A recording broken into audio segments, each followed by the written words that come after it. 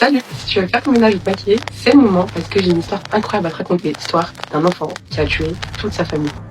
Tout commence dans une grande maison paisible à Amityville où vivent les Defeo depuis plusieurs années. Dans la famille, il y a Ronald, le père, Louise, la mère, Ronald Jr., 23 ans, Dawn, 18 ans, Allison, 13 ans, Mark, 12 ans et John Matthew, 9 ans. Le 13 novembre 1974, à environ 18h35, un homme nommé Joel Yeswick appelle la police. Il raconte alors qu'un homme en état de choc lui aurait dit que toute sa famille avait été tuée. Il l'a ensuite conduit sur le lieu du crime, là où il a pu découvrir tous les corps. Ronald Jr. est emmené pour un interrogatoire puisque c'est le seul survivant.